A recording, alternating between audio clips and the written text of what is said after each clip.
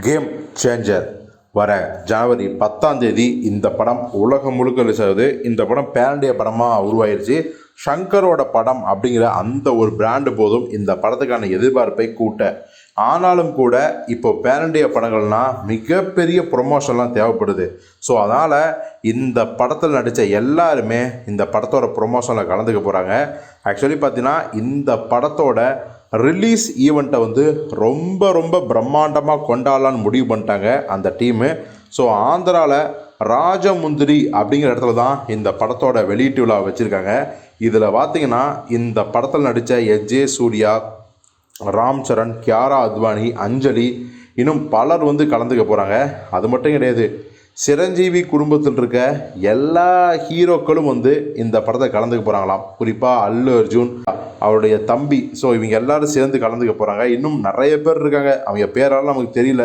So ஒவ்வொருத்தர் பேர் வந்து பார்த்திங்கன்னா தெரியலனா கூட அங்கே எல்லாமே முக்கியமான நடிகர் தான். சிரஞ்சீவி குடும்பமே அங்கே வந்து ரூல் பண்ணிட்டுருக்குன்னு ஒரு டாக்கெலாம் இருக்குது. அது மட்டும் கிடையாதுங்க, சிரஞ்சீவி குடும்பத்தில் இருக்க நடிகர்கள் மட்டும் இல்லை, ஒரு அரசியல்வாதியும் கலந்துக்க போகிறார். அவர் வேற யாரும் இல்லை, நம்ம சிரஞ்சீவியோட தம்பியும் ராம் சரணோட சித்தப்பாவுமான நடிகர் பவன் கல்யாண் தான். அவர் ஆந்திராவோட துணை முதல்வராக இருக்கார்.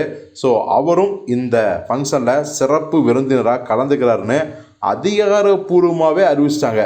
ஸோ வந்து பார்த்திங்கன்னா இன்றைக்கி வேறு லெவலில் ஆந்திராவில் அந்த ஃபங்க்ஷனை கொண்டாட போகிறாங்க. இன்றைக்கி தான் 4ஆம் பிச்சுக்கிட்டு போக போகுது. ஆனால் இதெல்லாம் தாண்டி ஜனவரி 7 பார்த்திங்கன்னா இந்த கேம் சேஞ்சர் படத்தோட பிரம்மாண்டமான விழா சென்னையில் இருக்க, குறிப்பாக தாம்பரத்தில் இருக்க ஒரு தனியார் கல்லூரியில் தான் நடக்க போகுது.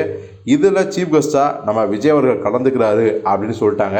ஆக்சுவலி கலந்ததுக்கான சாத்தியங்கள் 100% இருக்குது. ஏன்னா இந்த படத்தோட தயாரிப்பாளர் தில்ராஜு வாரிசு படத்தை வந்து வேறு லெவலுக்கு ஹிட் ஆகினார். விஜயை அவர் என்றைக்குமே விட்டு கொடுக்க மாட்டார். இன்னொரு பக்கம் சங்கர் டைரக்ஷனில் ஏற்கனவே விஜய் நண்பன் நடிச்சிருக்காரு.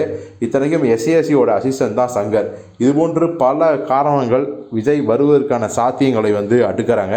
ஸோ பொறுத்து பார்ப்போம் 7 நடக்கக்கூடிய அந்த விழாவில் நம்ம தளபதி விஜய் அவர்கள் அந்த விழாவுக்கு வராரா இல்லையா என்று.